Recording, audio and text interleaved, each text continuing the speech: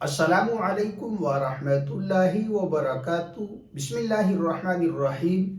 ساری reports normal ہیں، پھر بھی پیٹ میں درد ہے، سر میں درد ہے، کمر میں درد ہے۔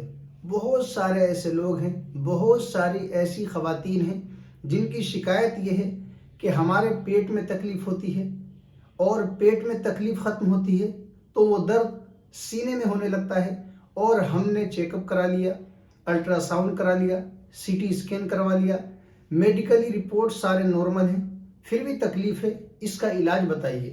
کل ایک صاحب کا فون آیا، انہوں نے کہا حضرت میرے پیٹ میں بہت تکلیف ہوتی ہے، اور انہوں نے ساری رپورٹس مجھے واٹس ایپ کی اور کہا کہ میں نے بڑے بڑے ڈاکٹروں کو دکھایا، کئی سال سے دکھا رہا ہوں، ساری رپورٹ نارمل ہے، پھر بھی مجھے تکلیف ہوتی ہے، اور درد بسا اوقات اتنا ہوتا ہے جو برداشت سے باہر ہوتا ہے، برداشت نہیں ہوتا، اور وہ درد پیٹ میں سے پھر سینے میں محسوس ہوتا ہے، اور میں بہت پریشان ہوں، آپ کوئی علاج بتائیں۔ دیکھیے، اسی بیماری کو روحانی بیماری کہا جاتا ہے، یعنی وہ بیماری جو نظر نہ آئے لیکن محسوس ہو، اس کو روحانی بیماری سے تعبیر کیا جاتا ہے۔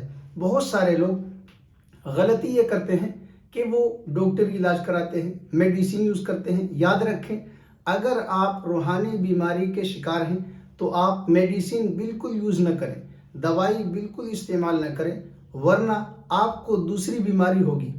یعنی اگر یوں ہی آپ دوائی استعمال کریں گے، کیونکہ آپ کے باڈی میں جو درد ہے، جو تکلیف ہے، وہ باڈی میں کسی ڈیفیکٹ کی وجہ سے، باڈی میں کسی پرابلم کی وجہ سے نہیں ہے، وہ روحانی بیماری ہے۔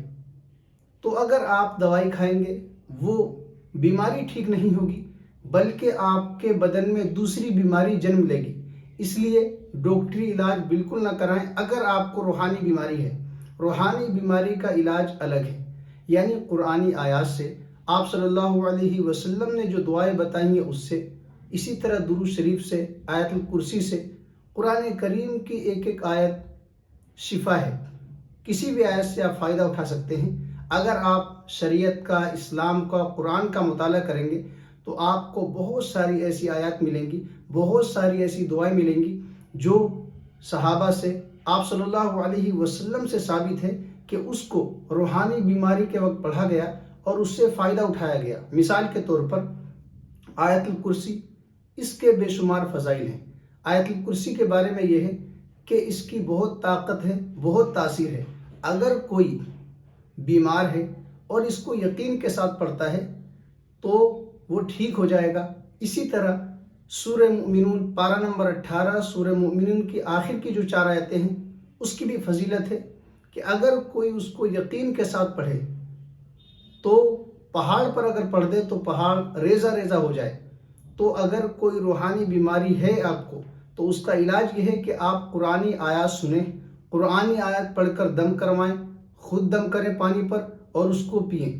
اسی طرح اگر پھر بھی ٹھیک نہیں ہوتا تو آپ استغفار پڑھیں، استغفر اللہ ربی من کل ذنب واتوب الیہ، کثرت سے پڑھیں، اور اس یقین کے ساتھ پڑھیں کہ اللہ تبارک و تعالی ہی بیماری دینے والا ہے، اور وہی ٹھیک کرنے والا ہے، وہی شفا دینے والا ہے، وہ جب چاہے گا تب مجھے شفا ملے گی۔ اس یقین کے ساتھ پڑھیں اور دعا کریں، نوافل کا اہتمام کریں، یعنی رات کو عشاء کی نماز کے بعد 2 رکعت نفل نماز پڑھیں، اللہ کے حضور ہاتھ اٹھائیں اور دعا کریں، یا اللہ یہ کیا مسئلہ ہے، میرے ساتھ بیماری کیا ہے، آپ اس کو ٹھیک کر دیجئے، آپ اس کو ختم کر دیجئے، اور مجھے بیماری سے نجات دے دیجئے۔ اس طرح دعا کریں، استغفار پڑھیں، آپ یقین مانیں آپ کی بیماری ٹھیک ہوگی۔ آج کل لوگ بجائے اپنے گناہ کو چھوڑنے کے، بجائے اللہ تبارک و تعالیٰ سے جڑنے کے، بجائے استغفار کرنے کے، بجائے عبادات میں اپنے وقت کو لگانے کے، وہ اور گناہ کرنے لگتے ہیں اور یہ سوچتے ہیں کہ ٹھیک نہیں ہو رہا ہے۔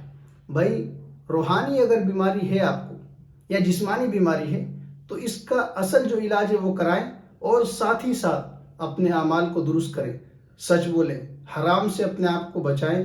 اگر کوئی ناجائز کام آپ مستقل کر رہے ہیں اسے چھوڑیں۔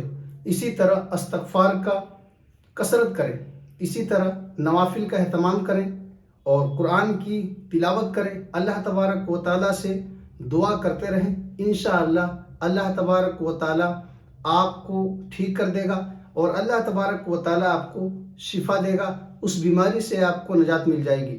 اللہ تبارک و تعالی ہم سب کو، پوری امت مسلمہ کو تمام طرح کے روحانی جسمانی امراض سے حفاظت فرمائے۔ ناظرین، اگر آپ پہلی مرتبہ میرے چینل پر آئے ہیں تو چینل کو ضرور سبسکرائب کریں، بیل آئیکن کو دبائیں اور کا بٹن پریس کریں تاکہ آنے والی ویڈیو کی نوٹیفیکیشن آپ کو ملتی رہے۔ السلام علیکم ورحمۃ اللہ وبرکاتہ۔